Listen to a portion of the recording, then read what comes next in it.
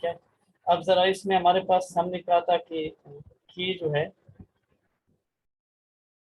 वो है 1/4। तो v हमारे पास क्या हो जाएगी, v हमारे पास होती है 1/k, v हो जाएगी 1 × 1/4, दैट इज इक्वल टू 4। अच्छा, m हमें गिवन है वो है 300। ठीक है। अब हमने क्या करना है, और y जो है output that is equal to 100। Okay. तो फिर हमारे पास प्राइसेस अगर हम इसमें वैल्यू पुट करें तो हमारे पास जो एम वी है that is equal to P Y. तो एम हमारे पास 300 है, बी हमारे पास 4 है, वाई हमारे पास क्या है 100। तो ये 1200 आएगा। तो इसको इक्वल करने के लिए हमारे पास प्राइस लेवल क्या होगा, वो 12 होगा। तो ये भी 1200 होगा। अगर हम यहाँ पे सॉरी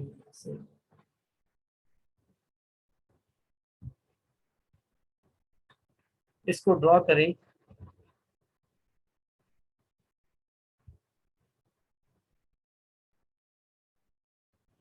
ये रियल इनकम है और ये प्राइसेस है, रियल जीडीपी आप इसको कह लें। ठीक है। ओके। रियल आउटपुट और ये प्राइस लेवल है। अब देखिए हमारे पास जो जीडीपी है वो 100 है, तो हमारे पास प्राइस कितनी हुई, 12 हुई, जो यहाँ से हमने किया है। देखिए रियल जीडीपी 100 है, प्राइस क्या है 12। इन दोनों पॉइंट्स को अगर हम मिला दें तो हमारे पास एक कर्व बनेगा दैट इज वाई डी, और यहाँ पे हमारे पास m जो है वो इक्वल है 100 के, सॉरी 300 के। ठीक है जी। अब आप क्या करते हैं, लेट सपोज ये हमारे पास पहला पॉइंट आया, व्हेन m या money supply increased from 300 to 400, what will happen?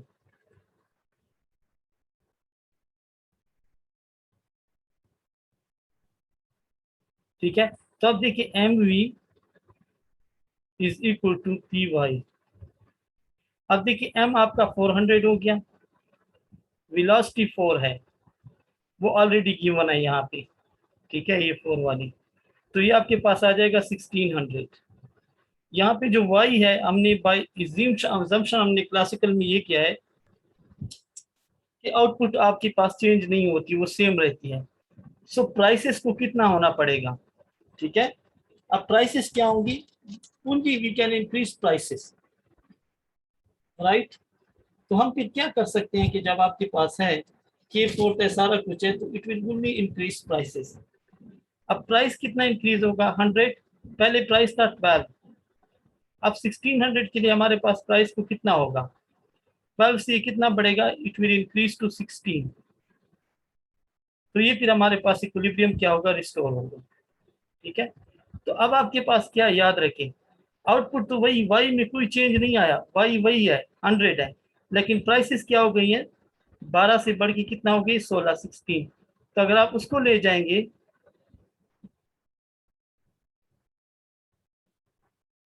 ये दूसरा पॉइंट आएगा, तो इसको आप नीचे लाएंगे यूं, so that is Y D, और यहाँ पे मनी सप्लाई कितनी थी, 400। ठीक है। तो हमने क्या इज्यूम किया कि जब आपने मनी सप्लाई को इंक्रीज किया, इट हैपन्स कि मनी सप्लाई ग्रेटर थी मनी डिमांड के से, क्योंकि अब लोगों के पास जितना पैसा वो डिमांड कर रहे थे उससे उससे अब ज्यादा है उनके पास। वो डिमांड कर रहे हैं कि हमें भाई जी सिर्फ कितना चाहिए, 300 रुपए चाहिए, जबकि मनी सप्लाई कितनी हो गई है, 4। उनके पास 400 है, एक्सेस मनी है, पैसे ज्यादा हो गए हैं। जब पैसे बढ़ेंगे तो what will happen, this will leads to increase demand for goods and services.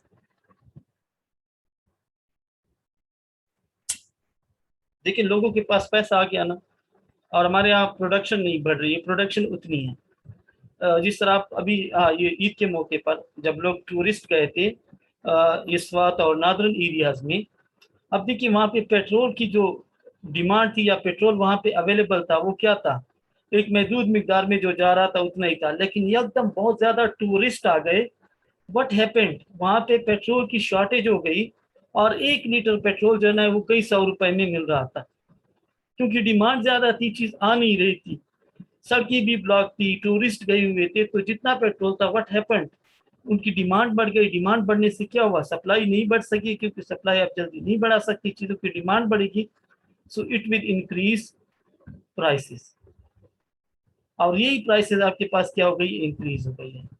तो हम क्या कहते हैं कि holding other things constant, if you increase money supply it will only increase demand for goods and services. आपका जो चीजों के लिए जो डिमांड है, एग्रीगेट डिमांड कर्व क्या होगा, that will shift, aggregate demand curve shifts to right। अब आपके पास रियल आउटपुट कितना है, रियल आउटपुट चेंज नहीं हुआ, remains the same, only prices increased। तो अगर आप मनी सप्लाई बढ़ाएंगे, याद रखिए क्लासिकल मॉडल में जिस तरह हमारे यहाँ नए नोट आप छापेंगे तो उसका एक ही रिजल्ट आएगा, वो क्या होगा, चीज़ों की डिमांड बढ़ेगी, और चीज़ों की डिमांड बढ़ने से क्या होगा, चीज़ों की प्राइसेस बढ़ेंगी। देखिए पाकिस्तान में लोगों के पास पैसा आ रहा है, वो कहाँ पे खर्च कर रहे हैं, आधे से ज़्यादा शहर के लोग प्लाट खरीद रहे हैं और आधे से ज़्यादा प्लाट बेच रहे हैं।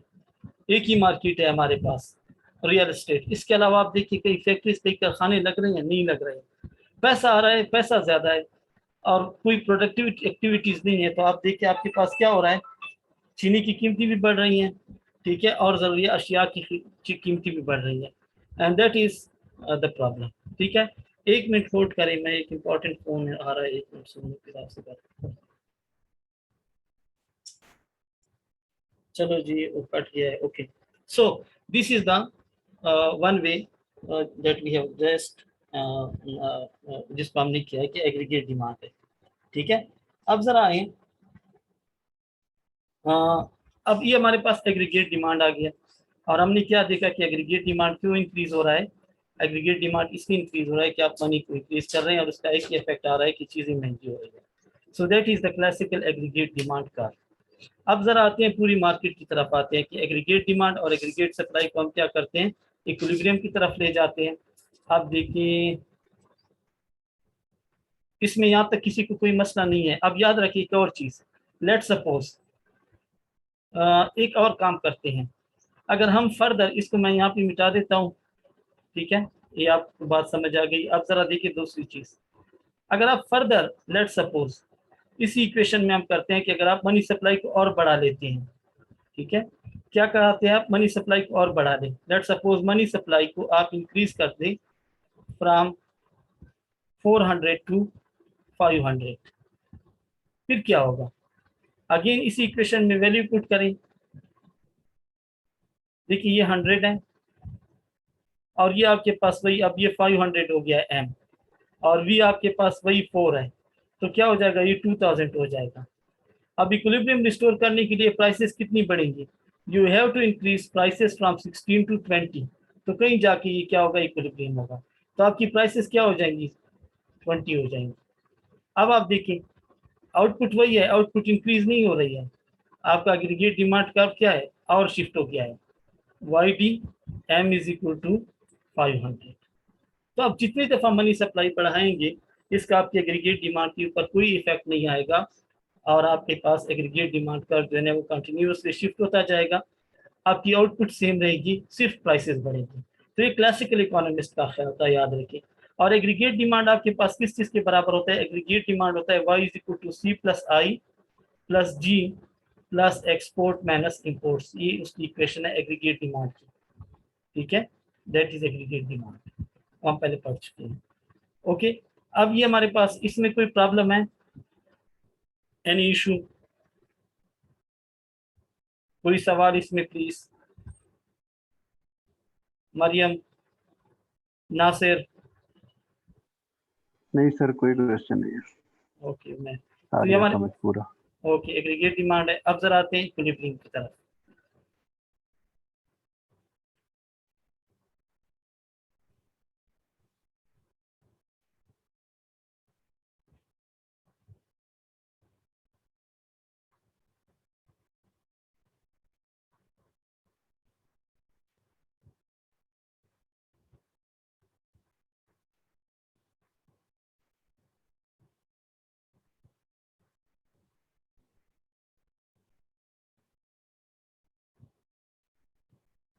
अब जरा इसको रिवाइज करते हैं, एक नया टॉपिक करते हैं, एग्रीगेट डिमांड एंड एग्रीगेट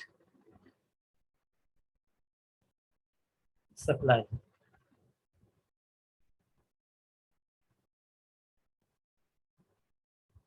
अब हम क्लासिकल मॉडल है, ये वाई है और ये पी है। एग्रीगेट डिमांड कर्व हमने अभी यहाँ पे डिराइव कर दिया, ये एग्रीगेट डिमांड है एम डी, ठीक है, sorry this is not M D, this is Y D.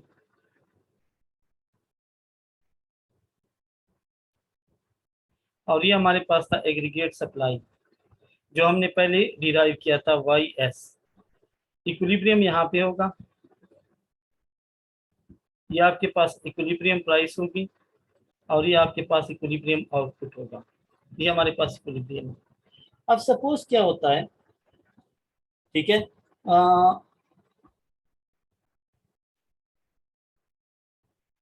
अच्छा, अब होगा क्या now, if money supply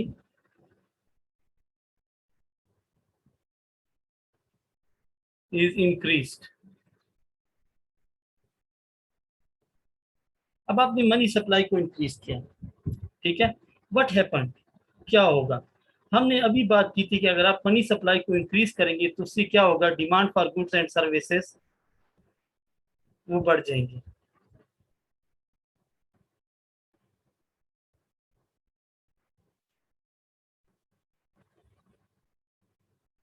aggregate demand curve जो है, जिसको मोआई डी कहते हैं, वो शिफ्ट करेगा, जो अभी हमने थोड़ी देर पहले पढ़ा था, to right, to Y D one. देखिए आपका क्या होगा, मनी सप्लाई इंक्रीज करने से आपका aggregate demand Y D one हो जाएगा।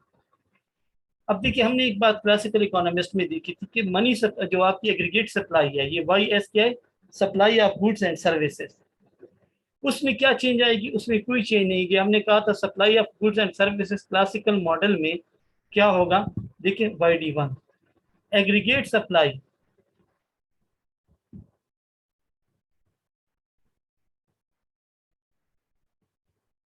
विल नॉट चेंज, क्योंकि हमने कहा था एग्रीगेट सप्लाई कब चेंज होगी, चीज़ों की सप्लाई कब बढ़ेगी, अगर आप लेबर को बढ़ाएंगे, अगर आप टेक्नोलॉजी को इम्प्रूव करेंगे, अगर आप ज़्यादा ज़मीन रिसोर्सेज को यूटिलाइज करेंगे, अगर आप अपने वर्कर की टेक्निकल और स्किल्स को बढ़ाएंगे, तब वो आपकी एग्रीगेट सप्लाई कर्व जो है ना वो दाएं तरफ शिफ्ट होगा। याद रखिए, अगर क्या होता, अगर आप इसके साथ साथ मनी सप्लाई भी बढ़ गई, लेकिन साथ साथ आपने नई टेक्नोलॉजी लाई, आपने लेबर को इम्प्रूव किया, आपने अपने प्रोडक्शन मेथड को इम्प्रूव किया, तो एग्रीगेट सप्लाई कर्व भी शिफ्ट हो जाएगी राइट की तरफ, इस तरह, और आप वापस क्या जाएंगे, यहाँ पे इक्विलिब्रियम में आ जाएंगे, आपकी आउटपुट जो है वाई से वाई स्टार वन हो जाएगी, और सब कुछ ठीक होगा, प्राइसेस भी नहीं बढ़ेंगी, everything will go okay, this will be your no aggregate supply का। लेकिन क्लासिकल मॉडल में हम कहते हैं कि मनी सप्लाई इंक्रीज करने से आपका उस पर कोई इफेक्ट नहीं पड़ता, किस पे, आउटपुट पे। ये हम पहले ही कर चुके हैं, हम कहते हैं सप्लाई ऑफ मनी से फर्क नहीं पड़ता कि आप मनी सप्लाई को बढ़ा दें तो इससे जो है आपकी आउटपुट बढ़ेगी, एक क्लासिकल इकोनॉमिस्ट का ये ख्याल था। वो कहते हैं कि मनी सप्लाई जो है वो चेंज नहीं होगी, तो फिर जब मनी सप्लाई चेंज नहीं होगी, आपका नया इक्विलिब्रियम कहाँ पे आएगा, इस पॉइंट पे आएगा। देखिए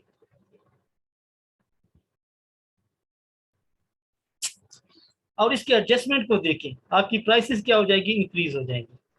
और उसका प्रोसेस, इंक्रीज का प्रोसेस क्या होगा, देखिए पुरानी प्राइसेस है, सपोज कीमत वही 10 रुपए है, आपकी आउटपुट कितनी है, 100 है, लेट सपोज। पुरानी कीमत पे चीजों की डिमांड बढ़ गई, तो ये वाई यहाँ पे देखिए, पुरानी कीमत वाई आपकी डिमांड कर्व से कहाँ पे इंटरसेक्ट है, इस पॉइंट पे, इसको नीचे लाएं। इसका मतलब है कि चीजों की जो डिमांड है वो कितनी है, 200 है, मार्केट में कितनी चीजें अवेलेबल है, 100। क्या होगा, जिस तरह ईद के दिनों में होता है, ठीक है, या रमजान के महीने में होता है कि चीजों की डिमांड बढ़ जाती है। जब चीजों की डिमांड बढ़ेगी तो चीजें लोग डिमांड कर रहे हैं 200, अवेलेबल कितनी है, 100। सो एक किस्म की आज बंदा कोशिश करेगा मुझे मिले, तो क्या करेगा, ही विल ट्राई टू पे मोर प्राइस, ठीक है। और आप क्या करेंगे, देखिए जब प्राइस आहिस्ता आहिस्ता बढ़नी शुरू हो जाएगी, जब प्राइस बढ़नी शुरू हो जाएगी तो क्या होगा, कुछ लोग होंगे जो कि ज्यादा कीमत नहीं दे सकेंगे, they will be out of market, और आप इस पॉइंट पे आ जाएंगे जो कि आपके पास इक्विलिब्रियम पॉइंट है, अगेन E1 पे, ठीक है। और क्या हो जाएगा, आप EC1 पे चले जाएंगे, only aggregate supply prices will increase, और यहाँ पे क्या होगा, आपके पास इक्विलिब्रियम रिस्टोर्ड एट E1, इस पे आपके पास इक्विलिब्रियम क्या हो जाएगा, रिस्टोर हो जाएगा, ठीक है। सो मनी सप्लाई जो है ना, यहाँ पे क्लासिकल मॉडल में कोई उसका रोल नहीं है, ठीक है। And that will happen. So ये हमारे पास क्या है, aggregate demand, aggregate supply curve है, और वो। So in classical short model में, in classical model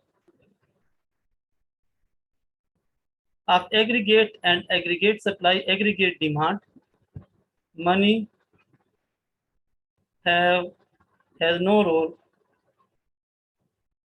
to increase output. Output को इंक्रीज करने में मनी का कोई रोल नहीं होगा। तो ये हमारे पास है क्लासिकल मॉडल, और ये हमने उसकी चीज पढ़ी है। अच्छा, यहाँ पे हमारे पास ये हमारे पास इस टॉपिक का एंड है यहाँ तक। इसके आगे हम एक और चीज पढ़ेंगे, वो हम अब थोड़ा सा इंपॉर्टेंट चीज है आगे, क्लासिकल मॉडल में इंटरेस्ट रेट को हम ले आएंगे कि किस तरीके से इन्वेस्टमेंट वगैरह जो है वो चीजें चेंज होंगी जब हम जो है या इन्वेस्टमेंट है, सेविंग है, उसका रोल पे हम बाद में करेंगे।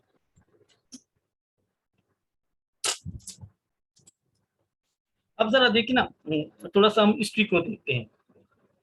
यहाँ से क्या चीज आपको पता चली, आपको सिंपल, अच्छा अगर और फॉर एग्जांपल कोई आप और मनी सप्लाई फर्दर इंक्रीज करते हैं तो व्हाट विल हैपन, अगेन आपका मनी डिमांड कर ऊपर की तरफ जाएगा, YD2 हो जाएगा, आपका नया इक्विलिब्रियम यहाँ पे आएगा, प्राइसेस और इंक्रीज हो जाएंगी, P2 हो जाएंगी। यानी आप जितना मनी सप्लाई को बढ़ाएंगे प्राइसेस ही बढ़ेंगी, क्लासिकल ये कहते हैं। That is the last point. अब जरा आते हैं इसकी हिस्टोरिकली थोड़ा सा देखते हैं कि क्या वाकई ये रिलेशनशिप है या नहीं है, ठीक है। अच्छा, एक हमारे पास फिनोमेना होता है, हाँ आजकल तो ये जिम्बाब्वे, जो आपने मुल्क का नाम सुना होगा, जिम्बाब्वे सुना है नाम, यस सर, सुना है। तो एक फिनोमेना होता है बच्चों जिसको हम कहते हैं, अच्छा हाइपर इन्फ्लेशन का पता है, हाइपर इन्फ्लेशन क्या होता है, do you remember hyper inflation, any person, hyper inflation yes sir, पढ़ा था। क्या होता है, हाइपर इन्फ्लेशन। हाइपरटेंशन का पता है, हाइपरटेंशन क्या होता है, जिनका ब्लड प्रेशर बढ़ता है उसको क्या कहते हैं, हाइपर टेंशन है उसको, ठीक है। अच्छा, ये बच्चों कुछ मुल्क है ना जहाँ पे ये फिनोमेना हुआ है, ठीक है। हाइपर इन्फ्लेशन क्या होता है कि जहाँ पे प्राइसेस एक्सप्लोड करती हैं, यानी बिल्कुल हजार हजार परसेंट से बढ़ती है, 2000% बढ़ती है। जिम्बाब्वे में ऐसा है, अगर आप एक कॉफी का कप पियेंगे ना तो आपको कई खरब डॉलर में मिलता है, जो जिम्बाब्वे की करेंसी है। या किसी जमाने में जब अफगानिस्तान में था, कि अफगानिस्तान में जब ये जंग थी प्री तालिबान दौर में, तो वहां पे भी हाइपर इन्फ्लेशन था। आपने चाय का कप खरीदना है तो यू विल हैव टू पे $1 बिलियन, अफगानी जो रुपया था। ठीक है, अब हाइपर इन्फ्लेशन में कुछ हमारे पास ममालिक है या हिस्ट्री हम उसको देखें तो हमारे पास दो चीजें हैं। ये पीरियड है हमारे पास, जर्मनी में ये हुआ था, और ये कब था, ये तकरीबन 1922-23 में। तो वहां पे जो चेंज थी ना प्राइसेस में, और चेंज जो थी मनी सप्लाई में, उसको जरा कंपेयर करें तो प्राइसेस बढ़ रही थी 322%, और आपका जो मनी सप्लाई था वो बढ़ रहा था 314%। यानी प्राइसेस कितनी थी हमारे यहाँ, आजकल महंगाई तकरीबन 12% है, तो आप जरा सोचिए वहां पे महंगाई कितनी बढ़ रही थी, 322% बढ़ रही थी, और जनाब मनी सप्लाई में इंक्रीज कितना था, 314। तो आप देखिए क्लोज रिलेशनशिप था, यानी जितनी मनी सप्लाई का ग्रोथ रेट है उतना ही प्राइसेस का ग्रोथ रेट है। इसके मुकाबले में एक कंट्री है हंगरी, और हंगरी में ये जो था 1945-46 में, ये वर्ल्ड वार में 45-46 में, तो वहां पे जो प्राइसेस थी वो 19,800% इंक्रीज कर रही थी। यानी एक चीज अगर आपकी आज 1 रुपए है तो कल को 19,800 रुपए की हो जाती थी, इतना हाइपर इन्फ्लेशन था। तो वहां पे मनी सप्लाई का जो रेट था वो था 12,200%। तो देख रहे हैं अगेन क्लोज रिलेशनशिप है कि जितना ग्रोथ मनी सप्लाई में, इतना ग्रोथ किसमें है, प्राइसेस में। ठीक है, अगेन तो हमारे पास क्या है, ये एक आपको एक चीज वाजे हो गई है कि जहां पे भी मनी सप्लाई इंक्रीज होगी वहां पे क्या होगा, प्राइसेस इंक्रीज होगी। तो पाकिस्तान में यही बात है, देखिए हम क्या कर रहे हैं, इकोनॉमी में पैसा इंजेक्ट कर रहे हैं, मनी सप्लाई बढ़ा रहे हैं। कैसे बढ़ा रहे हैं, आप सैलरीज इंक्रीज करते हैं, हमारे गवर्नमेंट एम्प्लॉयज की सैलरीज हर बजट में इंक्रीज होती है। ठीक है, उसमें हम कितना इंक्रीज करते हैं, 10%, जबकि आपका जीडीपी ग्रोथ कितना था, 3%। इसका मतलब है कि आपके पास जो रियल गुड्स है एंड सर्विसेज है इकोनॉमी में, यानी चीजें हैं, फॉर एग्जांपल आपके पास 100 आम थे तो अगले साल कितने हो गए, 103। और पैसे आपके पास अगर 100 रुपए थे तो अगले साल आपके पास पैसे कितने हुए, 110। तो जरा देखिए क्या होगा, आमों की प्रोडक्शन तो नहीं बढ़ी, पैसा लोगों के पास ज्यादा है, तो जब वो मार्केट में जाएंगे तो आमों की डिमांड बढ़ेगी, आम की कीमत क्या हो जाएगी, बढ़ जाएगी। तो हम सैलरीज बढ़ा रहे हैं, हम क्या करते हैं, बेनजीर इनकम सपोर्ट के पैसे देते हैं, अरबों रुपए हैं, पेंशन देते हैं लोगों को, वो पैसे इकोनॉमी में आ रहे हैं। ठीक है, तो इस तरीके से इकोनॉमी में हम क्या कर रहे हैं, पैसा तो इंजेक्ट, या हम ऐसे प्रोजेक्ट करते हैं जिनका शायद इतना फायदा नहीं होता। मोटरवेज है या हाईवेज है, वो लॉन्ग टर्म में उसके फायदे शुरू होते हैं, लेकिन ज़ाहिर आप उसके ऊपर कास्ट करते हैं, लोगों के पास पैसा आता है। तो इन सारी चीजों में क्या होता है, मनी सप्लाई, या हमारे पास फॉरेन एड आती है, बाहर से जो पैसा आता है वो सारा, तो मनी आ रही है, पैसा आ रहा है, आपकी इकोनॉमी में रियल एक्टिविटी नहीं हो रही। ठीक है, तो उसका रिजल्ट क्या आता है कि हमारे पास प्राइसेस इंक्रीज हो रही है मुल्क में, उसका एक मेन रीजन है। ठीक है, हुकूमत क्या करती है, अगेन वो आगे हम देखेंगे कि गवर्नमेंट की एक एक्सपेंडिचर होती है और एक हमारे पास टैक्स रेवेन्यू होता है। अब हुकूमत के अखराजात जो हैं वो बहुत ज्यादा हैं, वो टैक्स रेवेन्यू में पूरे नहीं होते, तो हुकूमत क्या करती है, या कर्ज लेती है या नई करेंसी चाहती है। अगेन ये सारी चीजें क्या करती है, मनी सप्लाई को इंक्रीज करती है, और इससे रिजल्ट क्या आता है, आपके पास चीजों की प्रोडक्शन तो नहीं बढ़ रही, तो एक ही उसका इफेक्ट आ रहा है, वो इफेक्ट क्या है कि आपके यहाँ प्राइसेस बढ़ रही है, प्राइसेस में इंक्रीज हो रहा है। ठीक है, तो ये हमारे पास क्लासिकल केस है। तो हमने दो मार्केट्स क्लासिकल में पढ़ ली। ये जो एग्रीगेट डिमांड और एग्रीगेट सप्लाई है बच्चों, ये हमारे पास क्या है, दैट इज गुड्स मार्केट। और फिर हमने क्या कहा था, वी हैव आल्सो स्टडीड, जो हमने मनी मार्केट की बात की थी, money demand and money supply की बात की थी, वो आगे हम पढ़ेंगे। और इसके बाद हम अभी आएंगे इन्वेस्टमेंट और सेविंग में, उसकी हम बात करेंगे, लेकिन वो टॉपिक थोड़ा सा है।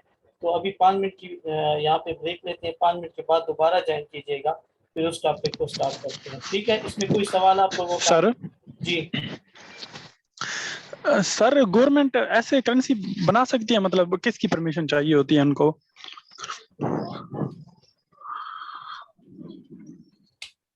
देखिए, इसमें पुराने ज़माने में तो ये सिस्टम होता था ना, उसको हम कहते थे गोल्ड स्टैंडर्ड।